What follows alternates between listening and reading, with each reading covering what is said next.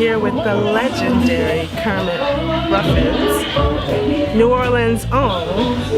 So tell me, you got in today? Got in, yeah. What is the crowd expected to get tonight? Well, we're gonna always do that good old New Orleans jazz with Louis Armstrong and all that good stuff. And we'll move it up a little bit with a little funk. And for the end of the night, we might be doing Tupac. So you never know. Really? Yeah. So tell me, now you say that Louis Armstrong was one of your big influencers. Who are some of your other influences? Oh man, when it brought down to jazz music, I love the big bands. I was lucky enough to travel the world, all over Europe, and played all those festivals. Vienna, Austria, Stockholm, Sweden, Pori, Finland, and the list goes on and on for like 15 summers in a row. And I had a chance to see Lionel Hampton. So the big bands is my thing. Okay. Lionel Hampton, Cab Calloway, and so let me tell you, let me ask band, a real roots question. So why music? How did you get into music as an inspiration? Yeah, as far as getting into music, I mean, I have an uncle named Percy Williams. He had a folk band. My mom's little brother, he played trumpet. Would come by my house every Saturday and let me play on his trumpet. And before you know it, I got a trumpet in about the 8th grade. And before you know it, I was in maybe 11th grade and started the Rebirth Brass Band, which is my first original band. Okay. And then I traveled the world with the Rebirth for years and years. Then I decided I wanted to go swing and play more of a swing kind of appetite, with the bass player and the drum and the piano.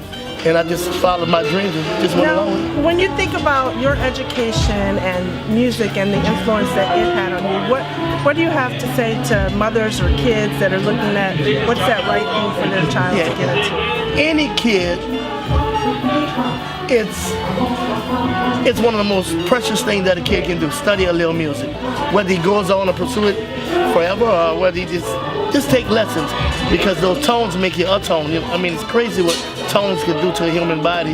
Just to be able to have a piano lesson 3 or 4 times out your whole life, it just makes you a whole other person. That's an amazing sound back.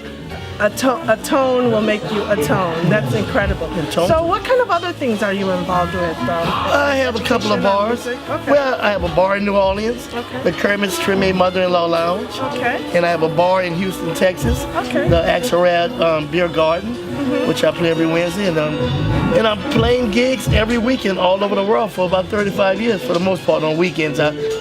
Where I have it like that now, where I can choose when I want to go. Because other than that, they'll be having my body going all over the world. But I decided to do like Friday, Saturdays, and Sundays maybe, and then head back home to my beautiful wife. So if you have one pearl of wisdom or one thing that you would like to impart on your audience, what would that be? Enjoy and travel as much as you can while you're young. And listen to all music, and especially New Orleans music, because it's on the uproar right now. All right, thank you so much. Thank you. Welcome, man. Thank you. We partying! All aboard!